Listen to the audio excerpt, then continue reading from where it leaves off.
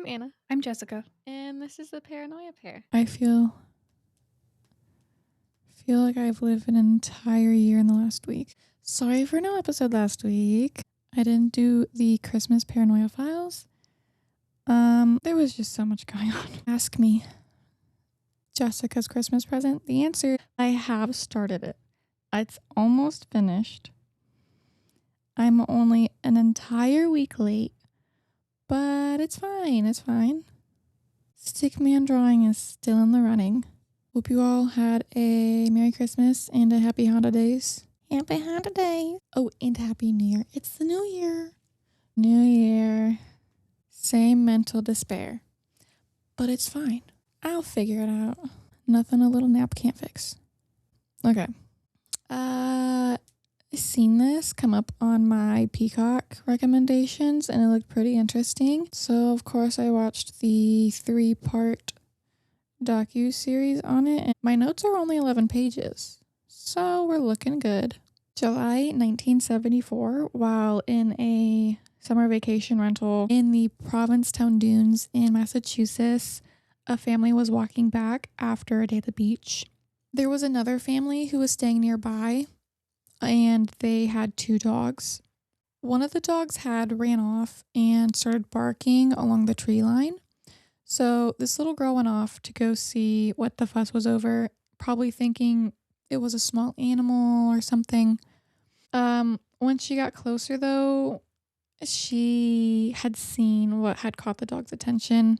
Laying underneath some trees in the pine brush was a dead woman's body. The little girl had called for her parents, and they could tell by the tone of her voice that something was wrong. The woman was laying face down on a beach towel, and her head was resting on some folded clothes like a pillow, and the position just kind of looked like she was sunbathing. The family drove to the ranger station nearby to report it. The woman had reddish brown hair. She was about 5'6", and her body was naked when she was found. The rangers weren't sure how long she had been there. They were speculating that it could possibly have been up to 2 weeks. It was July, so the weather was hot, and the smell of the decomposition was so bad that they really struggled with getting close to the body. They could hardly handle it. Her hands had also been cut off, so identifying her would be difficult. Because of this, they thought that whoever had done this to her had likely done this before, and that they probably know the area really well because of the location where her body was. To enter the dune trails near where the body was found, there was like a little shack, and that was operated by the park rangers, and they would write down plate numbers and the name of the drivers to keep track of who was on the trails. But the shack wasn't staffed with rangers 24/7, and somebody who was familiar with this area would know that. The case was heavily covered in the media. The town was in shock. They're a tourist destination, so who knows what somebody there is capable of? And they made sure everything was locked up. They started making lists of people passing by who they thought was suspicious. I would like to argue that they should have been locking things up before this happened, but to be fair, it was the 70s, and people were giving random strangers rides across the country, but I digress. The town had an average population of 2,500, but in the summer months, it was at least 100,000. So super popular tourist destination, but because their average population is so small, the police thought that maybe somebody there could help identify her if she was a local, but nobody was missing any family members, and they couldn't really find any information on this unidentified woman. So the community gave her a name. They called her the Lady of the Dunes. This actually wasn't even the first murder this community had. In fact, just 5 years before the Lady of the Dunes was discovered, there was a serial killer near Provincetown named Tony Costa. There were some similarities between Tony Costa's victims and the Lady of the Dunes. His victims were always visitors, so nobody local was aware that there were women missing. Tony Costa's victims were all mutilated and dismembered as well, and he was charged with the murder of several women in Truro, Massachusetts, which is the next town over from Provincetown. Tony Costa had hung himself in his prison cell before the Lady of the Dunes had been found, though. Everybody in town was worried that there may be another serial killer in the area. The chief of police at the time, James Meads, really did everything he could to solve this case. He followed every lead. There was always something he was looking at. And at this time, they did not have DNA. The most advanced forensic tools they had were blood typing, fingerprints, and photographs. And they did try to identify the woman through dental records because several of her teeth had gold fillings, which were very expensive, valued at about $7,000 to $10,000 at the time. Her gold fillings in today's money are worth $46,000 to $66,000. That's insane. Chief Meads contacted every state in the U.S., every dentist he could, to try to find someone who recognized the dental work. This is very expensive dental work. Surely someone is going to recognize this, right? Unfortunately, no. He wanted to give the woman a proper burial, so he contacted the local Catholic church. They were hesitant though because they weren't sure if she was Catholic. But Chief Meads had some connection within that Catholic church, and she did end up being buried there. That way she was close by. And the state police asked Chief Meads why he was putting so much effort and money into this case. And Chief Meads thought that you really had no business of being a police officer if you were not going to explore every option possible for someone. He believed that they owed it to the victims and the victim's family. So the next step for Chief Meads was to take the skull to get reconstruction done, and facial reconstruction to see if anybody could identify her, because he believed that if he could identify this woman, then police would immediately find out who her killer was. When Tobias took over this case, DNA was starting to be used. So he went to get samples from the items that belonged to the victim that were collected at the scene. There was a beach towel, jeans, a handkerchief, and the victim's hair. These pieces could have DNA of not only the victim, but also the killer. When he gets to the building, though, he is handed a piece of paper that says they threw away all the evidence. Why would you throw away evidence to an unsolved murder? Apparently, they needed more space for their storage locker. Tobias, he didn't say anything publicly for 30 years about this because he did not want to damage the reputation or the image of local law enforcement. And when asked for comment, the Massachusetts State Police declined to speak on the Lady of the Dunes case, which I think is very telling. Tobias does get a lead about a woman not too far from Provincetown, and her name is Rory Jean Kessinger. She was running guns and drugs, and she was not afraid of shooting at police. One night, police did a raid on her apartment, and she tried to shoot at police. She was arrested and taken to jail. And one day she had hacksawed through the bars of her cell, slipped out of a nearby window, and escaped. She completely disappeared. The timeline of her disappearance, though, lined up for the possibility that she could be the Lady of the Dunes. She fit the description physically, and she was a criminal, which would be a reason why someone would remove her hands, because her fingerprints would be in the system. But again, they needed DNA to be able to identify this woman. So Tobias sent the Lady of the Dunes skull for DNA testing. Unfortunately, they weren't able to extract enough DNA to get a profile.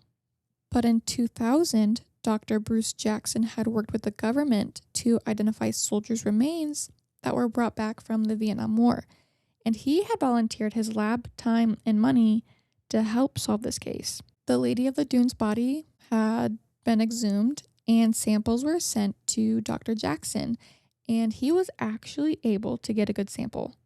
So now Tobias had to track down Rory's family to compare DNA to see if she was the unidentified woman. And he finds her mother, but when the DNA is compared, it did not match. So the Lady of the Dunes was not Rory Jean Kessner. So now Tobias is back to square one. At this point, it's been 25 years, and there are tons of theories surrounding the Lady of the Dunes. Some of the theories involve biker gangs, cults, even UFOs, and mob hits, which Whitey Bulger did spend quite a bit of time in Provincetown. So it seemed plausible, but then Tobias gets a call from Montgomery County in Maryland. A serial killer had confessed to killing the Lady of the Dunes, a man named Haddon Clark, and his family was from the area, and he had worked in Provincetown. And Haddon was diagnosed with paranoid schizophrenia, and in Maryland, he was responsible for the disappearance and murder of a 6-year-old girl. Her mother had hired him as a handyman shortly before, and police had found his fingerprints in the little girl's blood. So he was currently serving time for that murder. While in prison, though, he had confessed to the Lady of the Dunes murder to an inmate named Jesus. And Jesus came forward about Haddon's involvement with the Lady of the Dunes case. Haddon had ended up confessing to the Lady of the Dunes murder multiple times. He had also described and went into detail of the murder. He said that he had gotten angry and attacked the woman. He removed her clothing and her hands, and these details were accurate, so the police had no reason not to believe him. He also made several drawings while in prison, which depicted the Lady of the Dunes and the way her body was found on the beach. And when Haddon was arrested for the little girl's murder, police were going through his possessions, and he had kept tokens of his murders. And one of these tokens they found was a box full of beach sand. So they come to the conclusion that it would be beneficial to take Haddon Clark to Cape Cod to point out where the Lady of the Dunes was found and where the hands were placed. They also brought Jesus, the inmate that Haddon had confessed to kind of keep him talking because Haddon had trusted him. And Haddon had 2 different personalities. One was himself, and one was an older woman that wasn't particularly cooperative. She felt no remorse and was described as being evil. And this personality's name was Kristen. And of course, on this particular day, where he's being taken to the beach to point out where the body is, he is this older woman persona named Kristen, and they refuse to cooperate with police unless they buy them new clothing. So they go to a department store nearby, and Kristen picks out some clothes that they're interested in. They end up being late to the scene, and the explanation of the deputies give who were transporting Haddon is that Haddon kept trying to attack the deputies because he wanted to drink their blood.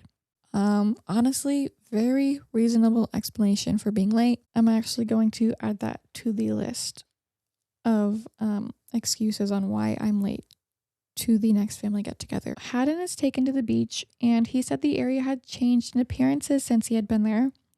He ended up taking police almost to the exact location where the Lady of the Dunes' body was found.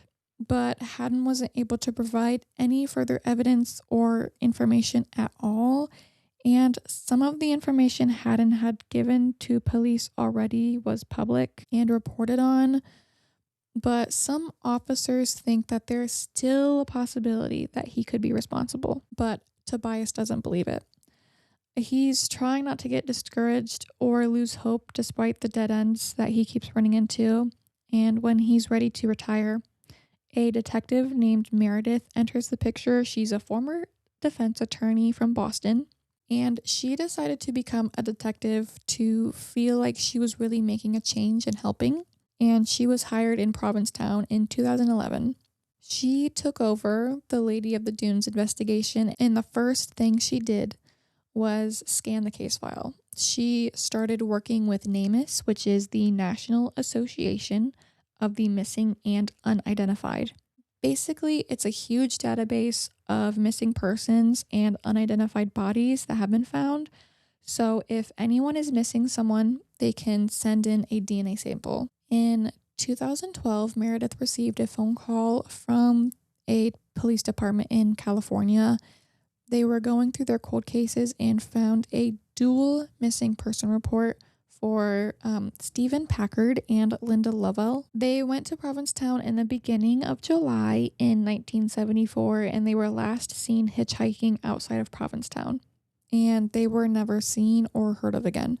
Meredith hopes that they can get Linda's mother to send in her DNA in order to get a match. And this was around the time where DNA started to improve. But then Meredith runs into a problem. Two labs that have the Lady of the Dunes DNA don't match. And the only resolution is to exhume the body again. And to make sure the sample did not get contaminated again, they brought Dr. Jackson in to supervise the process. So now they have an accurate profile and are able to run the DNA from Linda Lovell's mother and the Lady of the Dunes, but they don't match. In 2014, the police department gets a new chief, Chief Golden, and the tone of the office shifts. Meredith works tirelessly on this case. She's working on it on her days off. She's working on it after work. She is putting any free time she has into solving this case. But the new chief tells Meredith that she will no longer be getting any overtime for working on this case. But this does not stop Meredith at all. She continues to give this case her all. And in 2015, Meredith talked to a facial reconstructionist from the Boston police, who had this amazing new technology that hadn't been used before. She asked him for help in getting a new facial reconstruction done for Lady of the Dunes, and a new composite was made. And when Meredith is in the process of getting this released to the public, she's told by the head of the State Police Detective Unit to stop. And it just was never released. So why is there so much resistance on getting this woman identified? I don't understand. And of course, Chief Golden did not respond to a request for an interview. Can I say fuck this man? Because I'm going to say it anyways. Fuck this man. In the most uncomfortable way. In 2018, Meredith feels like time is ticking. She's starting to have doubts that they'll ever be able to identify this woman. But genealogical DNA is becoming a big thing. But of course, more resistance is made, and the DA's office is opposed to Meredith trying to get DNA or forensic evidence done. She was told by Chief Golden to stop working on the case, and he says that if they solve the case, this woman's family will probably sue them because of how long it took to identify her. So the DA's office and the state police technically were in charge of the case because that's how it works in Massachusetts. The DA's office and the state police are in charge, and the local police to the area where the murder happened assists in the investigation. But what I can't understand is how anybody can know that there is someone who has been killed and unidentified and not do anything about it. What I think the real reason behind all the resistance was because of how the DA's office handled this case, throwing away literally all of the evidence. Meredith doesn't let any of this stop her. Her attitude is very, fuck you, I'm going to solve this. Someone buy this woman a beer. Chief Golden is actively trying to shut her investigation efforts down, and then Meredith realizes something. The murder happened on national park property. So this case should be under jurisdiction of the FBI. The FBI needed to get involved, and this should be their case. The FBI was a little reluctant to get involved in the case, but Meredith lays it on thick. She tells them that this is their case, it is their jurisdiction, and if they solve this, they get to take all the credit. It's been 48 years, and it's still sat unsolved, so imagine how good the FBI will look when they say, hey guys, we actually solved this case after we took it over. Look at everything we did and how good of a job we did. And it works because they agree to take it over. And Meredith is excited, but she's not trying to get her hopes up too high. And the analyst from the FBI does the genetic genealogy. In 2022, Meredith hears about a meeting taking place between the FBI and the Provincetown police, the state police, and the DA's office. She hears the FBI has identified the Lady of the Dunes, and she is over the moon. And then we cut to a man who was adopted and was looking for his birth mother, and his adoptive parents and siblings had died, and he had nobody left. His fiance decided to get him a DNA kit because he expressed wanting to find his biological parents. And he actually ends up getting a match, and it's a first cousin. Well, one day he gets a call from the FBI, and he's so nervous thinking maybe he did something wrong. Guys, if you're doing something you're not supposed to, I don't think you're getting a call from the FBI. I think they're just busting your door down. It would be nice if they did call you first, though. Hey, bestie, we're outside. He picks up the phone, and the FBI says that they need to talk to him. And they tell him that they found his mom, and he gets super excited and asks where she is because he really wanted to meet her. But then they give him bad news. His birth mom is dead, and she has been dead for a really long time. They told him his mom was the Lady of the Dunes, and her name was Ruth Marie Terry. Ruth was born on September 8th, 1936, and grew up 20 miles north of Chattanooga, Tennessee. When Ruth was about 1 or 2 years old, her mother had died, and she was taken in by her father and his new wife. At 13 years old, she got married, and I just cannot comprehend how anybody would allow that, but I guess different times. It wasn't really out of the norm. She married a 19-year-old named Billy Ray Smith. She wasn't happy though. She wanted to leave the small town, and their marriage had ended. She then moved to Michigan, where she got a job at a factory and ended up getting pregnant. There was a family who worked at the same factory as Ruth, and she became really good friends with the daughter of the superintendent. Ruth could not afford to take care of herself and the baby, and the superintendent and his wife always wanted another child, so they were the ones who took in her baby. In exchange, they paid off Ruth's debt, and they gave her a place to stay. When Ruth gave birth, she brought the adoptive mom's ID, and the adoptive father brought her to the hospital. So on the birth certificate, the adopted parents were listed. After giving birth, she left Michigan and she moved to California, and she was doing odd jobs here and there to get by, and then she met this wealthy man who was an antique dealer. His name was Guy Rockwell Moldovan. Shortly after meeting, they ended up getting married, and the new couple had traveled to Tennessee to visit Ruth's family in April of 1974.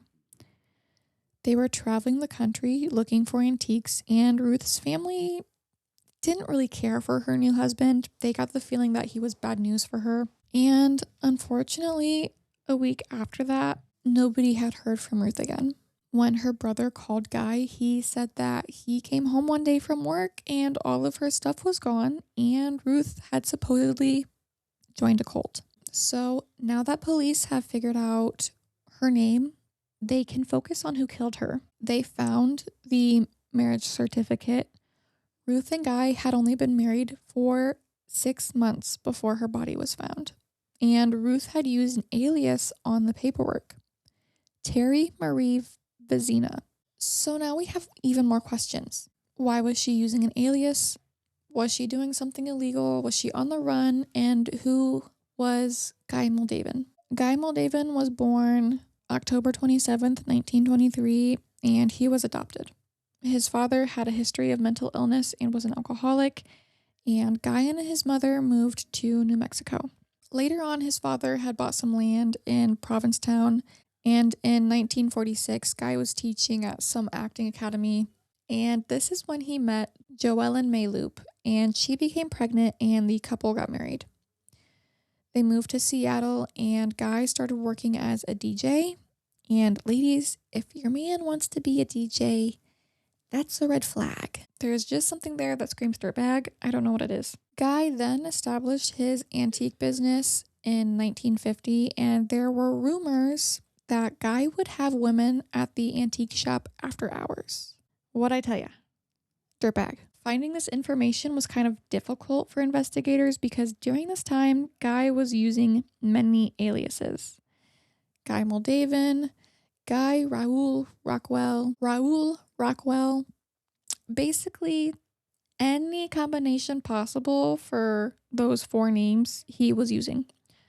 This is when they think that Guy was either teaching or taught Ruth how to use different aliases. We still don't know why. That part is never answered. July 16th, 1956, Joellen and Guy got divorced. Quickly after, Guy is marrying another woman. Manzanita Mearns was 40 years old, and she met Guy at his antique shop while he was married to Joellen. Manzanita and her 18-year-old daughter Dolores moved to Seattle to live with Guy. And in April 1960, Guy went to an attorney and stated that his wife, Manzanita, had abandoned him and she took her daughter with her and that he needed a divorce. He was granted the divorce within 3 months because she never showed up to contest it. Days later, he marries his third wife, Evelyn Emerson. On July 29th, 1960, he had been dating her for about 4 months. So here's the thing about Evelyn. Her family was rich, and Guy preyed on that. He came up with sort of a business proposition for them. He was going to travel to Canada to buy $8,000 worth of antiques and bring them over to sell for double, so for $16,000. He didn't want to deal with customs and paying fees, so he was going to smuggle them back on a boat in the middle of the night. Being guided by moonlight, I guess, he just needed help with funding. So the Emersons, thinking this was a great idea, wrote him a check. On August 3rd, 1960, Guy calls Evelyn and says that he's at the airport and he is about to board a flight for Vancouver and he will be in touch when he lands. Except they don't hear from him again. And after 7 days, the Emersons contact their attorney, who then calls the police department, and they charge Guy for larceny because the Emersons reported that Guy had stolen money from them and ran off. And the next day, a warrant is out for Guy's arrest. So at this time, nobody still has heard anything from Manzanita or Dolores. Manzanita's ex-husband, whom she had 2 other young children with, hadn't heard from her since March. He says that was very strange because she would go visit the children every month in Canada where he was living with the children, and she would never miss visits. He says a few weeks after her missed visit, he called Guy and told him to let him speak with Manzanita. Guy told him that she and Dolores had left and that he didn't know where they went. And Guy's neighbor actually started smelling something, and Guy told his neighbor that it was just some spoiled crap that he had thrown out. But on August 26th, 1960, police go to Guy's residence, who, by the way, is still missing. But they noticed that the septic tank had recently been cemented over. So they open it up and discover little pieces of human remains in the septic tank. And yes, little pieces, because he had sawed the body parts to cut them up. And they had also found some hair that had been burned. And when police go into the house to further investigate, they enter the attic, and that is where they discover the crime scene. They find a lot of blood and teeth. Testing reveals that the blood type is O, which is consistent with both Manzanita and Dolores, and parts of the remains are consistent with an 18-year-old female. In September 1960, detectives received information from Eastern Washington. State police had found 2 human legs that were in the Columbia River in Eastern Washington. And the legs had unique characteristics, but in 1960, there wasn't DNA. So they tried to see if there was any identifying features that Manzanita or Dolores had. They also gather rental car records in the area and find that Guy had rented a cargo truck on April 5th, 5 days after Manzanita and Dolores were last seen. He drove the truck 319 miles, and the Columbia River is about 137 miles from Seattle. We're doing the math, and that adds up to about 319 miles. So Guy is now wanted for questioning about the murder of Manzanita and Dolores and is considered a fugitive on the run.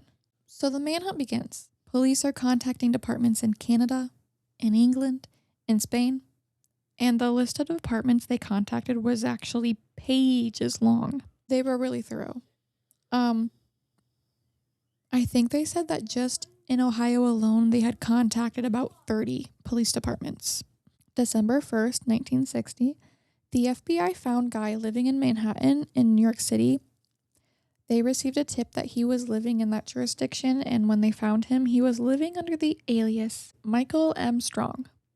He was interviewed for about 2 weeks on the murders of Manzanita and Dolores, and while he never admitted to killing them, he told them he was morally responsible for their deaths, but he was never charged. He was extradited to Seattle, though, for the grand larceny charge, and he went to prison for about 13 months and was released in 1962. In 2002, while police are learning all this past information about Guy, they're trying to fill in gaps on his whereabouts after 1962. He ends up getting married to Ruth Marie Terry, but police are trying to fill in the gaps about what happened after.